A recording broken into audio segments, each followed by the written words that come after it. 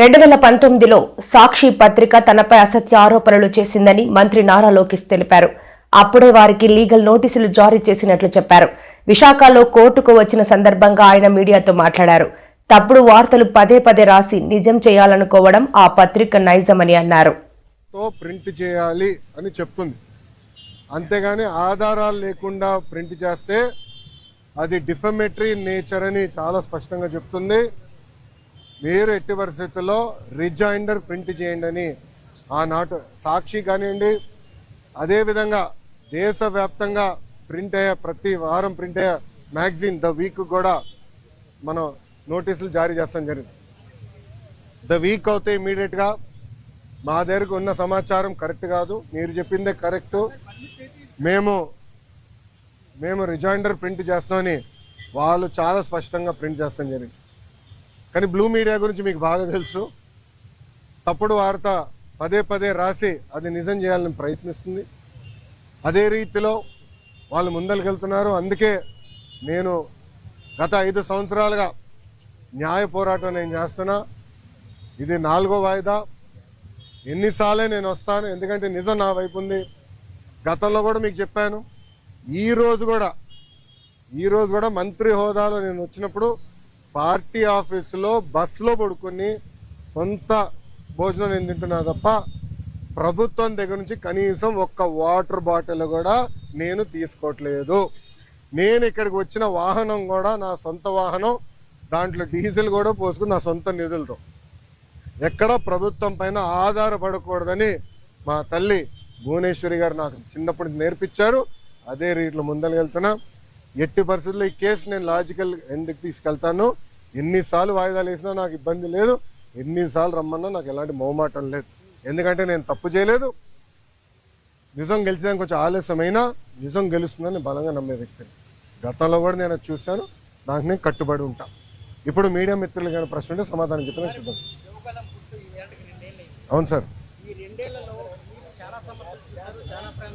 అవును sir.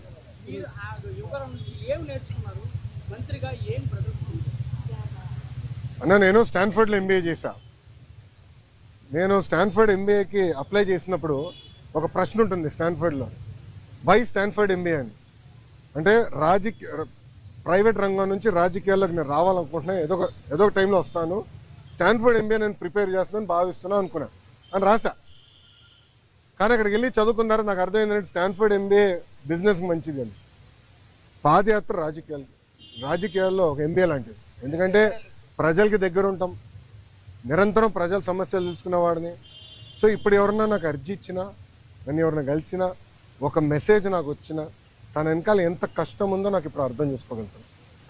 So Yuvagalam పాదయాత్రలో కూడా నేను అనేక హామీలు ఇచ్చాను. ఒక్కొక్క హామీ నిలబెట్టుకుంటూ వెళ్తున్నాను. ఇచ్చిన ప్రతి హామీ నేను నిలబెట్టుకున్నాను, దాంట్లో ఎలాంటి సందేహం లేదు. రెండోది, యువగలం పాదయాత్ర అయిన తర్వాత నిరంతరం ప్రజల్లో ఉండాలని నా కోరిక. సో అమరావతిలో కూడా, ఎందుకంటే నాకు మంత్రిగా నాకు బాధ్యతలు ఉంటే కనుక నేను ప్రజల్లో ఉండాలంటే నిరంతరం ప్రజల్ని కలవాలని ప్రజా దర్బారు పెట్టుకున్నా.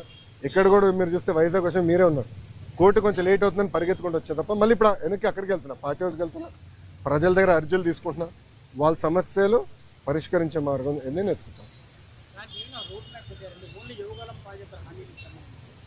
ఆల్రెడీ మేము రాసుకున్నాము, అది సంబంధించిన మంత్రులందరి దగ్గర పంపించాను. ఆర్థిక శాఖ మంత్రి కేశవ్ అన్న కూడా చర్చించాను. దానికోసం ప్రత్యేక నిధులు కూడా ఆయన కేటాయిస్తానని నాకు హామీ ఇచ్చారు. వచ్చే బడ్జెట్లో అది ఉంటుంది. తప్పనిసరిగా ఇచ్చిన ప్రతి హామీ మేము నిలబెట్టుకుంటాం.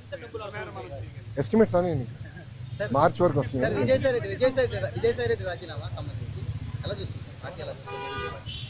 ఏ పార్టీ? వైకాపానా తెలుగుదేశం పార్టీ?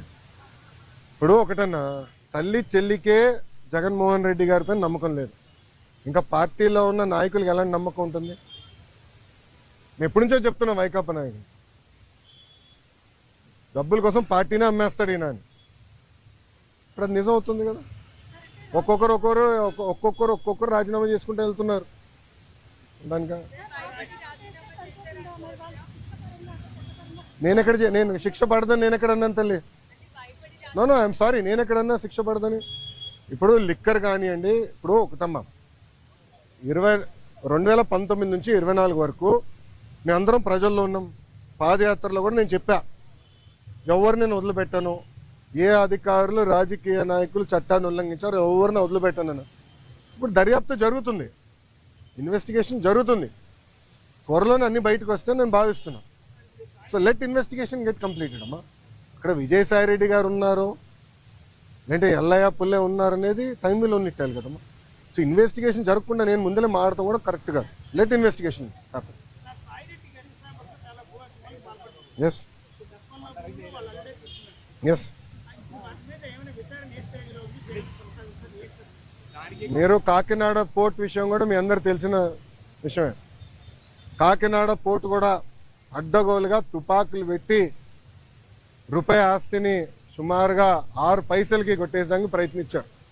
కొట్టేశారు, క్షమించాలి, ప్రయత్నం కాదు, కొట్టేశారు, ట్రాన్స్ఫర్ చేసుకున్నారు. కేసు పడింది, దానిపైన ఈడీ వాళ్ళు కూడా లవ్ లెటర్లు రాశారు విజయసాయి రెడ్డి గారికి. రా బిడ్డ రా అని ఇంటికి.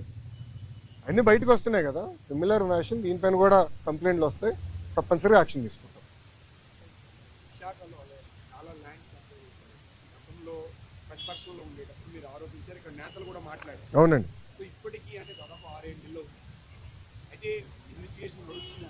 ఎక్కడా కూడా గతంలో అధికారులు కూడా స్వయంగా చెప్పింది ఏంటంటే అంత లీగల్